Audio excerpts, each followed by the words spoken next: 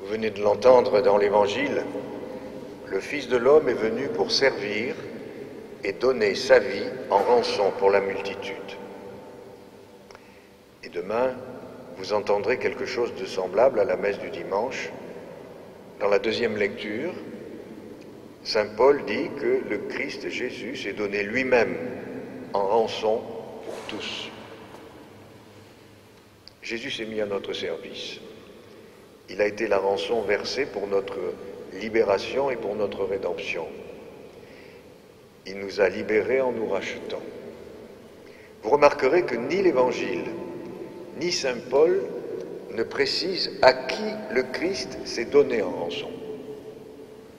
Nulle part dans le Nouveau Testament, vous ne le verrez indiqué, car ce n'est pas le plus important.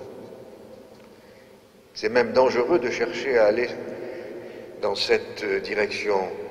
Imaginez Jésus se livrant au Père comme si le Père avait besoin d'une rançon pour nous libérer de la mort et de la souffrance.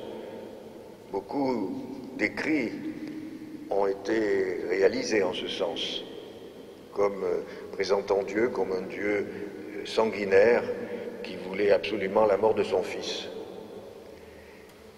Ce que les évangélistes et saint Paul veulent montrer est tout autre. Ils veulent montrer que nous appartenons à Dieu. Avant, à qui appartenions-nous? Au néant, au vide, à n'importe quoi, au mal, à l'ennemi du genre humain? Tout sauf à Dieu. Mais maintenant, nous appartenons à Dieu, parce qu'il nous a libérés de la servitude. Il est venu nous chercher dans notre misère, car nous avons du prix à ses yeux. Et maintenant, en Dieu, nous avons la vraie liberté. Alors, par ces termes de rançon, de rachat, les évangélistes et les premiers chrétiens, comme saint Paul, veulent nous dire de la manière la plus parlante possible que nous comptons pour Dieu. Et que d'aller nous chercher dans notre misère, ça lui a vraiment coûté. Ça lui a coûté très cher, il suffit de regarder le crucifix qui est là.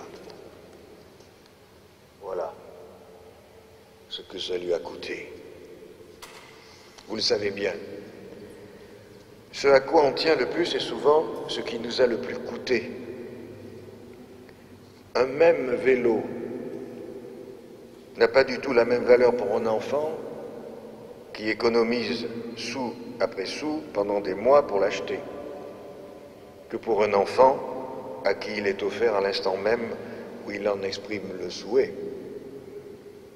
Ou bien encore, ceci pour les quelques plus jeunes d'entre nous, jusqu'où on est capable d'aller pour sauver quelqu'un ou quelque chose montre à quel point on y tient.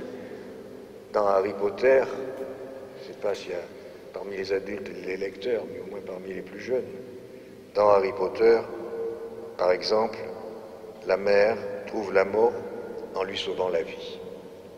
Elle l'aimait tellement qu'elle n'a pas craint de se sacrifier, de mourir pour lui afin qu'il vive.